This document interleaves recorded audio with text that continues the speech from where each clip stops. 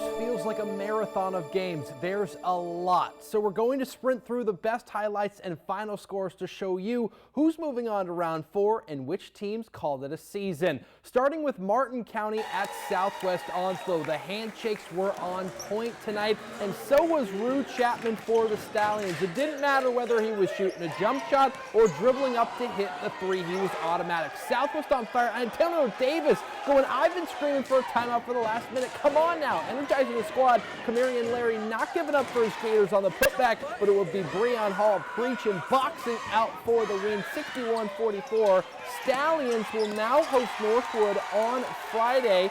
Farmville wins by $1 million. Will host West Bladen, who they've seen twice this year, and split the series 1-1. Let's go to the 3A playoffs. Swansboro had a packed crowd watching Elijah McAllister. A little bit too much space to give number 3 as he drops the triple. Then Jonah Holt on the fast break going strong to the hole for 2 plus the foul. Head coach Brett McFarland asking for consistent tempo no matter the scoreboard, and his Pirates did so, getting a 67-40 win over Southern Lee before 2024. 1978 was the last time Swansboro won conference.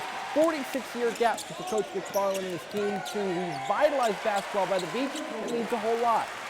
We're trying to get it moving in the right direction. And it's kudos and credit to these guys.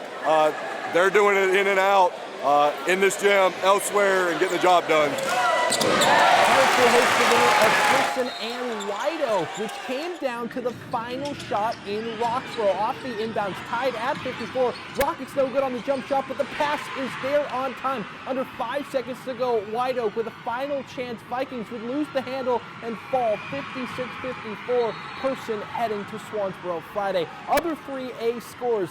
J.H. Rose wins over 71st and will head to Southern Durham Friday for the 4th round. Let's go to the 1A playoffs up in Plymouth. Courtesy of Streets.Nation, Lejeune's historic season, making the 3rd round for the first time in over 20 years, would not go any longer after Braden Carter and Washington County balled out in their new gym for a 73-54 win. Here's some more 1A scores. Bertie's season comes to an end at Northampton and by 10, so it will be Jaguars and Southern Wake on the other side. Now in 1A girls, 6 seed North Duplin traveled to Yeatsville to 20-71 Northside. 18 wins in a row, no more, as the Rebels won in big fashion, 58-45 to move on to the 4th round. And better yet, a 6 seed in North Duplin will host Friday with 7 seed East Bladen upsetting Wilson Prep. But for Beargrass and Pamlico County, their great seasons also end tonight on the road. In the 2A girls, East Duplin feeling fly and comfortable in Beulahville, hosting Northeastern fresh off a near comeback scare loss to Southwest Onslow. Panthers